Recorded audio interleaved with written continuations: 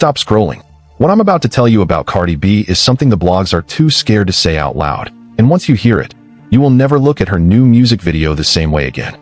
Because Cardi B didn't just drop a video this week. She put on a costume. And not just any costume. A look that appears to be pulled straight out of her rival's closet from over a decade ago. Coincidence? Not a chance. And by the end of this video, I'm going to show you exactly why this woman has been chasing Nicki Minaj's shadow for her entire career, why a legendary rap duo may never reunite, and the heartbreaking story coming out of Hollywood tonight that has everybody asking very serious questions. Before we dive in, do me one favor, hit that like button, drop a comment, and subscribe to the channel, because the breakdown I'm about to give you is one they are not going to give you anywhere else. So let's get straight into it. Cardi B is currently shooting the music video for a single that, let's be honest, didn't even crack the top 10. Nobody is really checking for the song itself. But you know what everybody is checking for? A clip from that music video set that's been making the rounds online, where Cardi B is giving. Well, she's giving somebody, and that somebody is not Cardi B. Fans immediately pointed out that the hair, the styling, the whole aesthetic is almost identical to Nicki during her Starships-era. We're talking about a look Nicki Minaj debuted more than 10 years ago. 10 years. And the internet wants the answer to one question. Why does Cardi B keep morphing into Nicki Minaj? Why is Cardi B still studying Nicki Minaj's old playbook like it's a sacred text? Here's what I believe about Cardi B. Cardi B knows exactly what she's doing. She knows that the second that clip hit the timeline, the Barbz were going to mobilize. The Barbz were going to tune in just to point out that she looks like Nicki, and in the streaming era, hate watching is still watching. Views are views. Attention is currency. And she has never once been afraid to spend controversy to buy attention. But it goes deeper than one music video, and this is where it gets uncomfortable. Because this is not the first time she has been accused of tracing Nicki Minaj's outline. Fans have been documenting what they call the transformation for years, the style changes, the cosmetic work, the poses, the rollout strategy. Now, I'm not here to judge anybody's personal choices about their own body. That's her business. But when the choices consistently point in one direction, toward Nicki Minaj, people are going to talk. And right now, people are talking loudly. Think about it. Fan accounts have compiled side-by-side comparisons of the two of them going back years. And every single time, the excuse is coincidence. How many coincidences does it take before a coincidence becomes a pattern? And at what point does a pattern become a blueprint? That's the question her supporters refuse to answer, because the honest answer is embarrassing. Now, let me tell you why the timing matters, because timing in this industry is never an accident. Cardi B is shooting a big-budget music video for a single that failed to crack the top 10. Do you understand what that means? That means the machine behind her is doubling down on a record the audience already voted against. And when a record underperforms, the conversation becomes the marketing. She does not need the song to be good if she can make the video unavoidable. And what makes a video unavoidable? Controversy. Specifically, Nicki Minaj-flavored controversy, because nothing activates the Barbz faster than Cardi B reaching into Nicki Minaj's archive and walking out with an armful of somebody else's history. So when you see that clip circulating, understand what you're actually looking at. You're not looking at an artist paying tribute, because tribute comes with credit. Tribute comes with a tag, a name drop, a thank you. This came with silence, and silence is the tell. She wanted the comparison without the confession. Cardi B wanted Nicki Minaj's look and Nicki Minaj's headlines, without ever having to say Nicki Minaj's name. That's not homage. That's strategy. And it's a strategy she's been running for so long that at this point, it isn't even subtle anymore. It's tradition. And I keep coming back to the same uncomfortable question, the one Cardi B's defenders run from every single time. If Cardi B is truly the generational superstar her machine says she is, why does she keep circling back to Nicki Minaj's shadow? Why is it never somebody else's blueprint? It is always Nicki Minaj. The rollout echoes Nicki Minaj. The styling echoes Nicki Minaj. The energy echoes Nicki Minaj. There's a word for when imitation repeats itself across an entire career, and the word is not coincidence. The word is obsession. Now, obsession doesn't mean Cardi B hates Nicki Minaj. Honestly, I think it's the opposite. I think she respects what Nicki Minaj built so deeply that she cannot stop reaching for it. Respect the pen. Respect the impact. Respect the crown. But wanting someone's spot and being built for someone's spot are two very different things, and 20+ years of dominance on that throne are the proof. You can imitate a silhouette all day long. You cannot imitate a legacy. Legacies are written in ink. Silhouettes are traced in pencil. And everything she does keeps coming out looking like a trace. And here's the part nobody wants to say out loud. In my opinion, she was absolutely in rooms where Nicki Minaj's name came up. She was absolutely in conversations where somebody in a suit suggested she study what Nicki Minaj built. I don't care what Cardi B says publicly. New artists do not get packaged in a vacuum. Labels look at what works, and for over a decade, what worked in female rap was Nicki. Just like we hear whispers that newer girls are being coached to look and sound like the queen today, there is no doubt in my mind that the same pitch was made to her years ago. So is it really surprising that her entire trajectory keeps orbiting Nicki Minaj's legacy? Not to me. Not even a little bit. As long as she's in this industry, in my opinion, she is going to keep reaching for Nicki Minaj's reflection, because that reflection is the closest she'll ever get to the throne. Now, before somebody twists my words, let me be clear about something. Every artist alive borrows.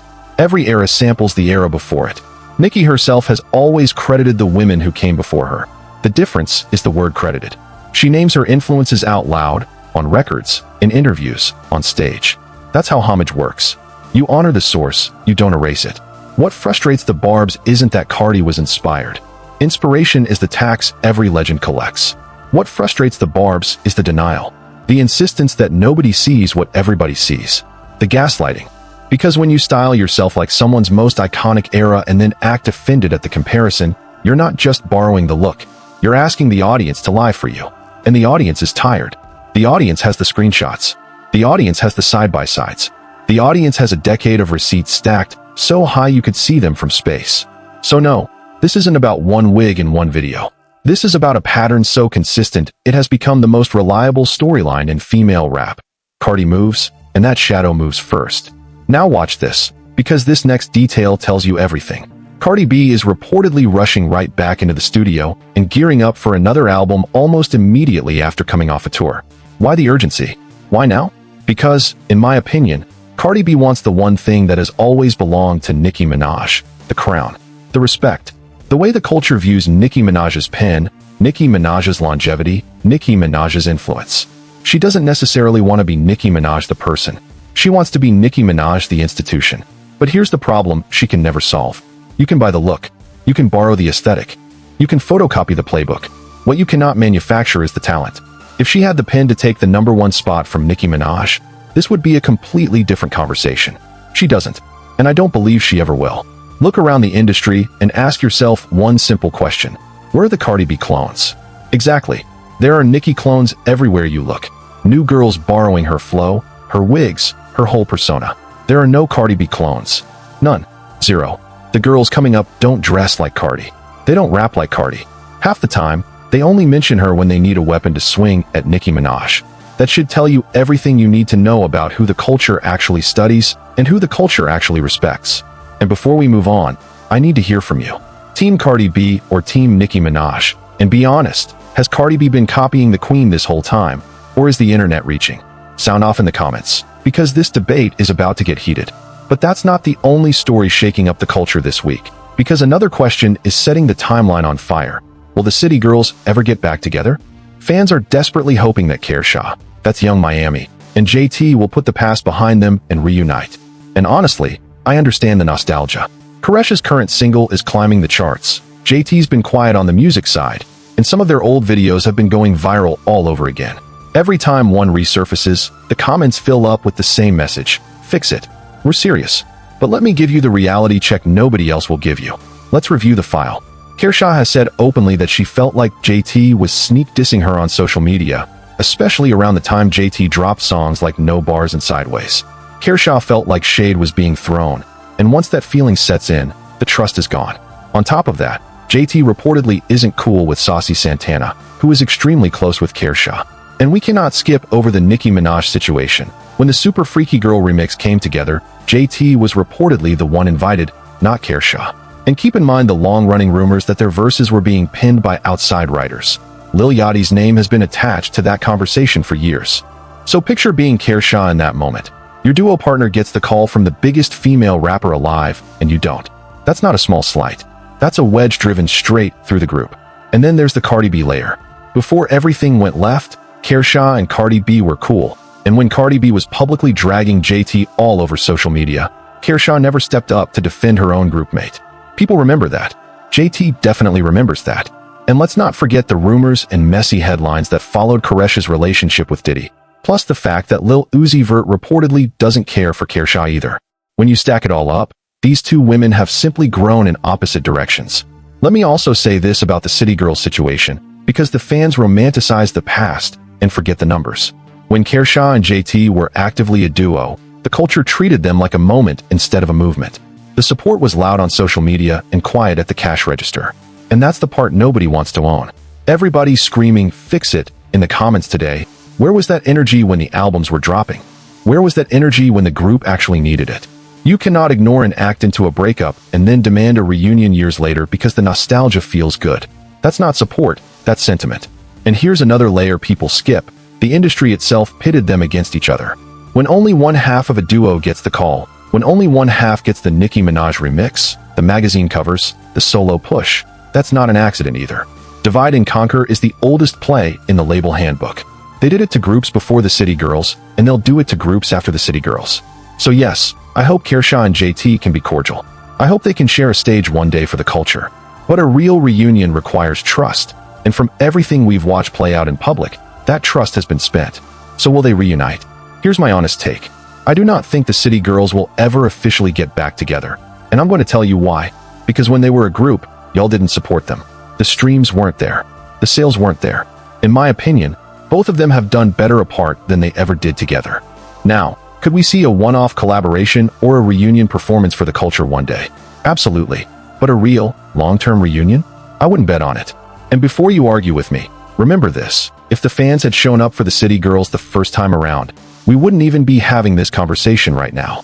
Now let's talk about somebody who actually does have the numbers to back up the hype. Megan Thee Stallion. Megan Thee Stallion just updated her RIAA certifications, and the list is impressive. Savage is now 6 times platinum.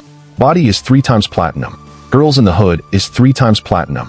She's got platinum and gold plaques across the board. Gold for Cobra, gold for Boa, gold for Bigger in Texas, and her latest project is sitting at gold as well. Say what you want about Megan Thee Stallion, but the certifications do not lie. And word on the street is Megan Thee Stallion is banking on a major collaboration to carry her next era to the top of the Billboard Hot 100. So here's my question for you. When Megan Thee Stallion drops her next project, does she land a top 10 or at least a top 20? Lock in your predictions below because we're going to come back and check the receipts. And while we're handing out credit, let's talk about what Megan Thee Stallion certifications actually represent, because I don't think people appreciate the difficulty. 6 times platinum for Savage means 6 million units in an era where the industry swears female rap doesn't sell. 3 times platinum for Body, a record people called a flop the week it dropped, by the way. That is the part that always makes me laugh. The timeline declares careers dead every single Monday, and then the plaques show up 2 years later and expose everybody. Megan Thee Stallion has been counted out more times than I can count, and Megan Thee Stallion keeps coming back with receipts that say otherwise. Now, is gold for the newer singles the same as platinum for the old ones? No, and I'm not going to pretend it is. The momentum question is real. But momentum is temporary and catalogs are forever, and right now Megan Thee Stallion is building a catalog. The artists who survive this game are never the ones who had the loudest year, they're the ones who had the deepest shelf. Watch how that plays out over the next 5 years. And speaking of Billboard records, this next story is going to make some people very uncomfortable. Ella Langley has reportedly broken the record for the most weeks at #1 on the Billboard Hot 100 in a single year by a female artist this century, a record that Beyoncé has held since 2003. Ella Langley has reportedly spent 18 weeks at #1 this year, tying a mark set by Monica. Now, a lot of people have been calling Ella Langley an industry plant, and I'm not going to pretend that conversation doesn't exist. Ella Langley's rise has been suspiciously smooth, and the industry whispers about how Ella Langley got here are getting louder by the week. But here's what I will say. Breaking this record does not carry the same weight it used to. When Beyoncé set that record back in 2003, streaming didn't count toward the charts. Radio wasn't counted the same way either. Back then it was pure sales. Point blank. So is the new record impressive on paper? Sure. Is it the same achievement? Not even close. But hold on, because the Beyoncé story doesn't stop there. An old interview clip has resurfaced online, and in it, a young Beyoncé is asked about country music, and Beyoncé says flat out that she doesn't listen to country and never has. Fast forward to now, and Beyoncé just walked away from the 2025 Grammys with Country Album of the Year and Album of the Year. So naturally, the internet is doing what the internet does. People are calling Beyoncé a fraud. They're saying Beyoncé cosplayed country for trophies. And look, does the clip look bad? It doesn't look great. But let me play devil's advocate for a second. Maybe Beyoncé changed. People grow. A young girl from a black household in Texas who grew up on Michael Jackson might not have had country records in rotation. That doesn't mean she couldn't discover the genre decades later and fall in love with it. I've listened to country music my whole life, and I'm not even from Texas. So I'm asking you directly, is Beyoncé a fraud, or is the internet reaching again? That's your second comment assignment tonight. Get in the comments and defend your answer. I want to go back to Beyoncé for one more second, because the resurfaced clip raises a bigger issue than one artist's honesty. The issue is what the industry does to black artists and genre. When Beyoncé was coming up, country music did not want her. Let's just tell the truth. The gates were closed, the radio stations were hostile, the institutions were guarded. So a young Beyoncé saying she never listened to country is not a confession of fraud. It might be a reflection of exclusion. You don't listen to what was never offered to you. Now, 20-something years later, Beyoncé kicks the door down, takes the genre's biggest prizes, and suddenly everybody's a historian of her childhood listening habits. The outrage is selective. Where was this energy for every pop act that hopped into country for one album cycle and hopped right back out? Exactly. The scrutiny only gets this loud for certain names, and everybody watching knows why. Does that mean the clip is a good look? No. But context is not an excuse. Context is the truth with the lights turned on. And I'm always going to choose the truth over the pylon, even when the pylon is trending. Now I have to shift gears, because this last story is not entertainment. It's a tragedy, and I want y'all to treat it with the seriousness it deserves. Reports are circulating tonight that actress Hayden Panettiere has passed away, reportedly connected to medication she was taking for back pain. And if these reports are accurate, this is one of the most heartbreaking Hollywood stories of the year. If you don't know who Hayden Panettiere is, let me refresh your memory. Hayden Panettiere was a child star. You remember her from Remember the Titans. A whole generation grew up watching Hayden Panettiere and Bring It On, All or Nothing. Hayden Panettiere went on to star in Heroes, and later in Nashville, where she proved she could really act and really sing. Hayden Panettiere was even a brand ambassador for Neutrogena, until, by her own account, she was let go after she started speaking openly about her struggles. And those struggles were heavy. Hayden Panettiere spoke publicly about depression, about substance abuse, about the pressure this industry puts on young women. Hayden Panettiere gave up custody of her daughter to her ex, professional boxer Vladimir Klitschko, while she fought to get well. And in her memoir, released just this past May, Hayden Panettiere detailed some of the darkest experiences a young actress can face in this business, including an alleged incident on a yacht involving people she trusted, an alleged encounter with a well-respected Oscar-winning actor and director who she says cornered her and exposed himself at a party when she was just 19, and an alleged incident back in 2008 where a powerful network executive kissed her on the lips without her consent at an industry event while she was starring on Heroes. Let that sink in. 19 years old. And here's the detail that breaks my heart. Her family reportedly lost her brother just 3 years ago. If tonight's reports are true, her parents have now buried 2 children, and she leaves behind a daughter of her own. Now, officials are reportedly saying no foul play. But when you line up everything Hayden Panettiere told us about this industry, the predators, the pressure, the punishment for speaking out, people are going to ask questions, and honestly, they should. We just watched old footage of Beyoncé as a teenager being placed in uncomfortable situations around much older industry men, and everybody pretended it was normal. This industry preys on the young. It always has. Hayden Panettiere deserved protection, not predators. So keep her family in your prayers tonight, and let's hope more women keep speaking out, because silence is exactly what protects the powerful. And one more thing about the Hayden Panettiere story, because this part needs to be heard. Every time a young woman in Hollywood speaks up about what happened to her, the same cycle repeats. First the sympathy, then the skepticism, then the silence. Hayden Panettiere told the world about the yacht. Hayden Panettiere told the world about the Oscar winner at the party. Hayden Panettiere told the world about the executive at the network event. She named the pattern even when she couldn't name the names. And what did the industry give her in return? A lost endorsement deal and a reputation for being difficult. That's the cost of honesty in that town, and every young actress watching knows the price tag. So if tonight's reports are true, don't let the conversation die in a news cycle. Ask the questions she can't ask anymore. Who was on that yacht? Who was at that party? Who at that network knew what happened in 2008 and did nothing? Because a system that keeps producing the same tragedy on a loop isn't unlucky, it's designed. And the design only survives as long as nobody looks directly at it. So let's recap tonight's file. Cardi B is out here wearing Nicki Minaj's decade-old blueprint like it's brand new. And the Barbz see it, the blogs see it, and deep down, Cardi B knows it too. Cardi B has always known. The City Girls reunion? Beautiful dream, bad bet. Megan Thee Stallion keeps stacking plaques while the haters keep stacking excuses. A new name just took a record Beyoncé held for over 2 decades, and the rules changed underneath it.